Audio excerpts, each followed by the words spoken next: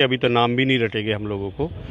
उसमें ये आ गया कि इंटीग्रिटी एंड सोवरेंटी और इंडिया के अगेंस्ट यदि कोई भी एजिटेशन होगा तो उसमें FIR दर्ज होगी और उसमें आजीवन कारावास तक की सज़ा होगी।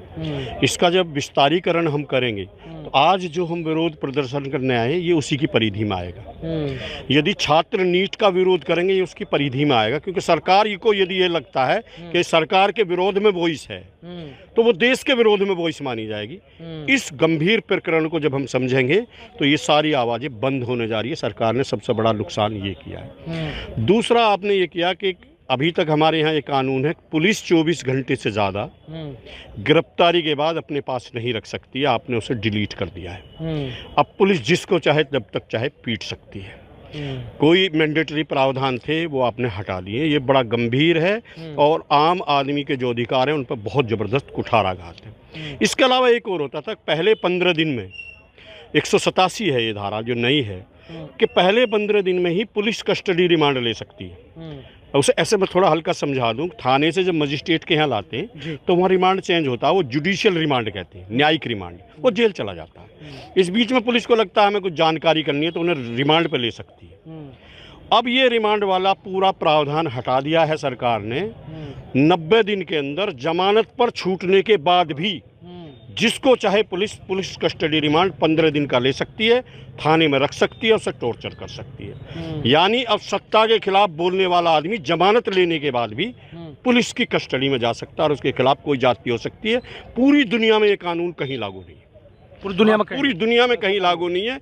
अकेला कानून है जो पब्लिक के किसी भी आदमी को जब सत्ता चाहे 90 दिन तक जब चाहे पीट सकती है। दूसरा, आपने कई चेंजेस ऐसे किए हैं कि पूरे कानून का डिजिटलाइजेशन हम करने जा रहे हैं। 80 करोड़ आदमी जहां भूखे मरते हों, कंप्यूटर है उनके पास, कैसे चलाएंगे डिजिटलाइजेशन? फोन है उनके पास। भूखा नंगा देश जहां रोटी का संघर्ष हो, उस अमेरिका बनाना चाह रहे हो तुम? पर कैपिटा इनकम तुम्हारी कितनी है? खाने की रोटी तुम्हारे पास नहीं है और तुम बात करते हो हम देश को आधुनिक बनाने जा रहे हैं। तो 98% जनता को कानून से काटने की तैयारी है सरकार की।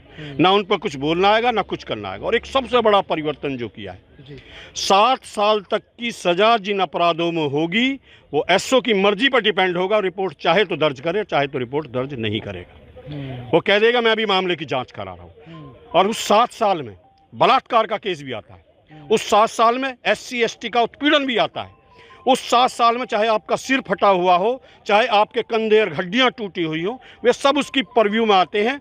धनवान व्यक्ति थाने में जाएगा और गरीब आदमी की रिपोर्ट ही दर्ज नहीं होगी। ये बहुत बड़ा परिवर्तन किया।